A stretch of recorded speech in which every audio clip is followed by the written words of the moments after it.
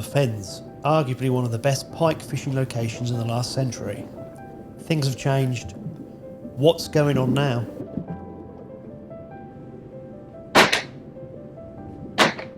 I need to explore and find out.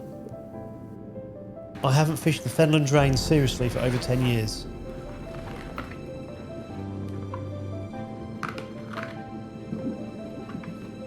I'm setting myself a challenge from now, mid-November, to the end of the coarse fishing season, mid-March. Can I catch a 20-pound pike, a 3-pound perch and a 10-pound plus Zander? To attempt this, I'm going to use a combination of new tech, modern lures and techniques, and old school bait fishing.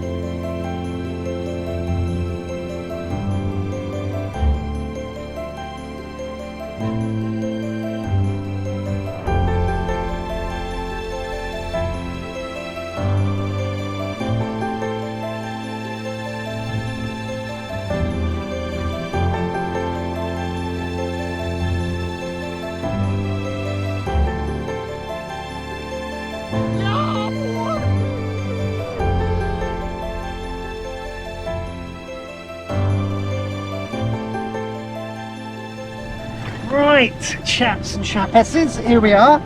We're out in the boat. I was going to get out first thing this morning, but the forecast was awful.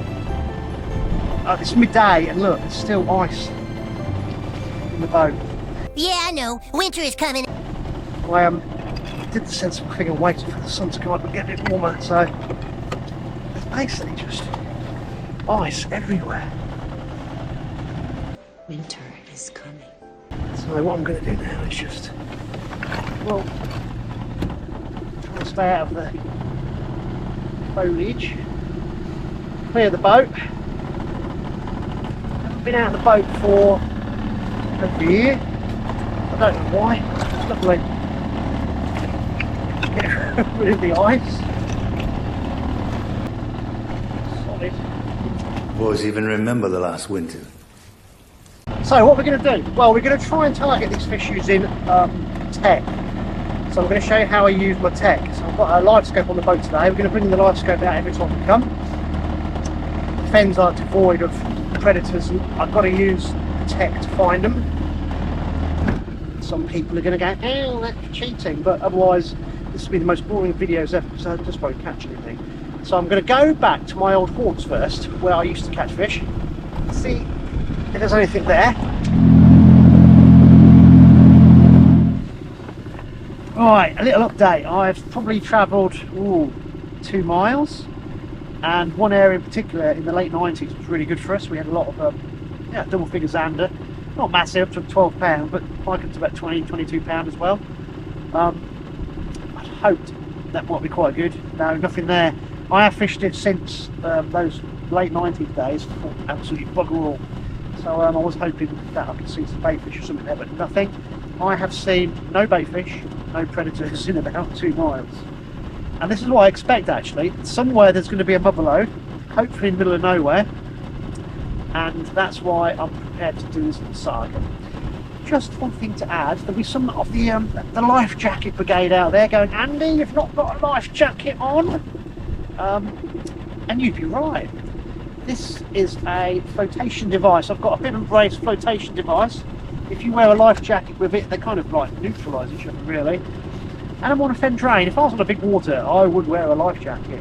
If I am daft enough to fall in here, I want to get to the bank pronto. Life jacket's not going to help me at all. I want to actually just get out.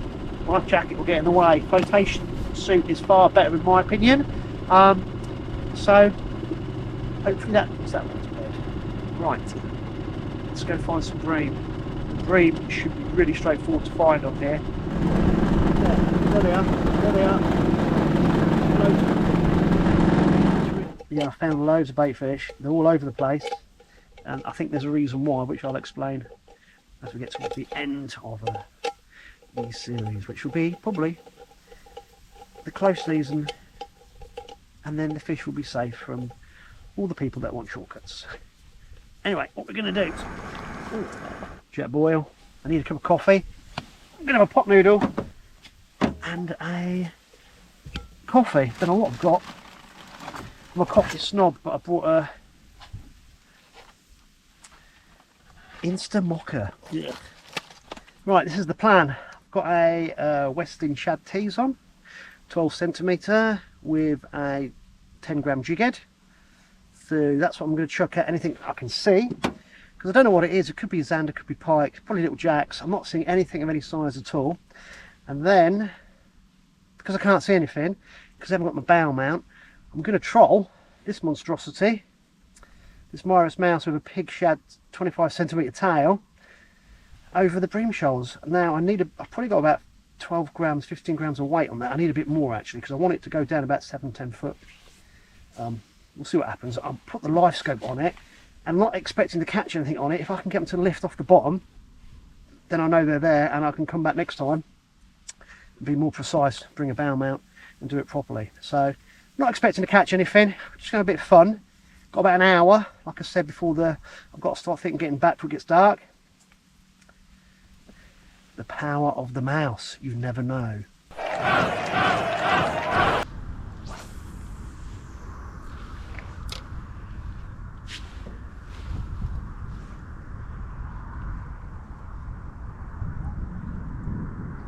Oh, something's moved. There we go.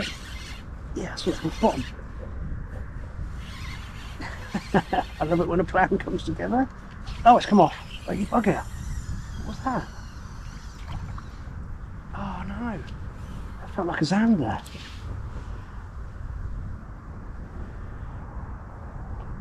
Oh no. No.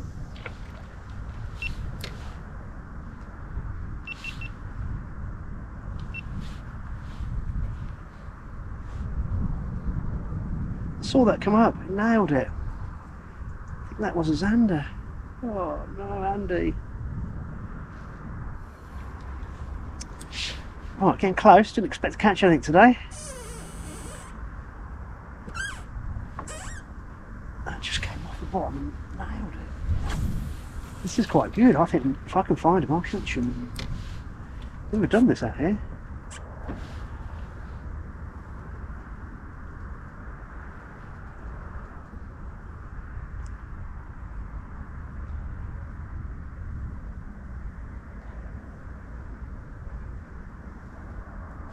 Yep, there's another one. What's that? What is that? Aren't they?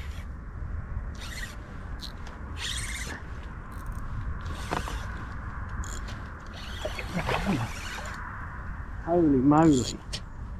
Oh, this is good. This is really good. My lord.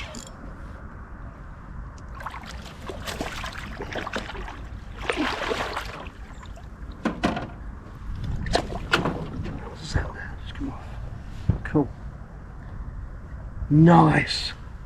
Right, little one about 3 or 4 pounds.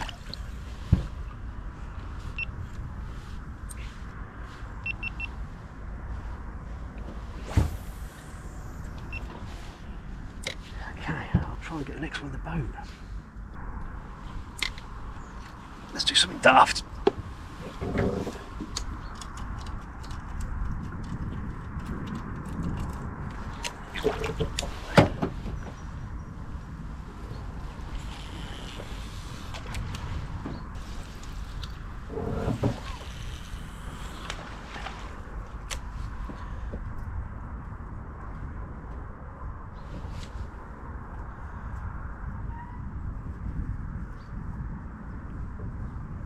Get and follow. Get and follow. Get and follow. Yep. I saw that. That's a big pike. Second cast of the mouse. Holy crap.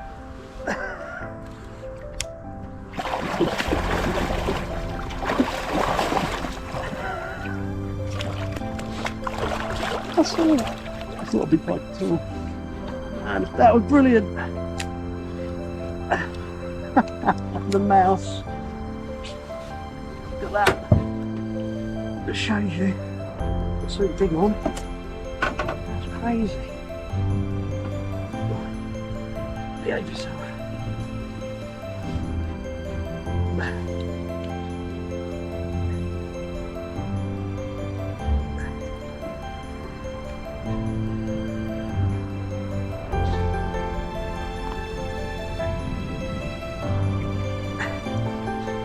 loss. That actually, if I look from when it... What's that? £10? Not even that big, is it? That's 7. That's mint. Perfect. I saw that come up on the screen. Holy crap. That was brilliant.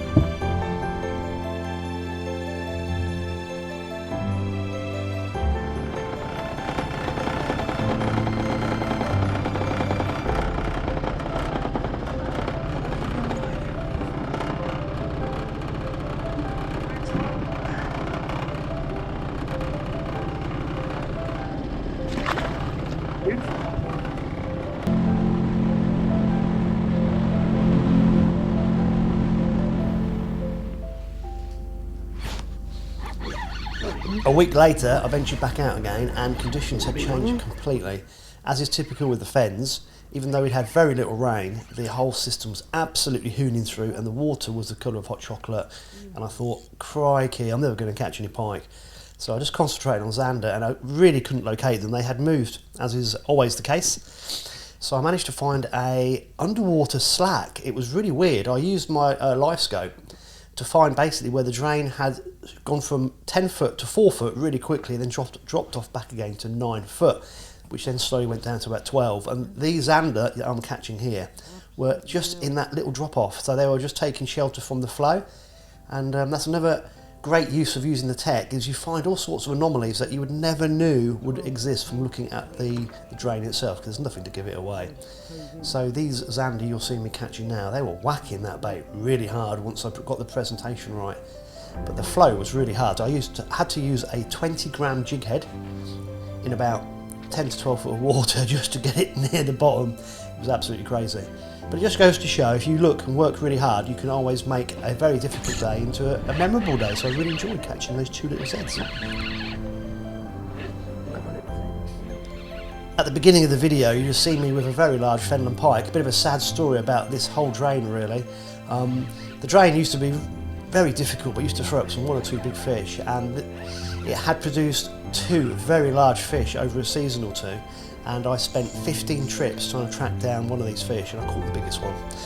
Known fish, so how great a capture is it? I don't know, but sometimes when these things happen, you have to go for them.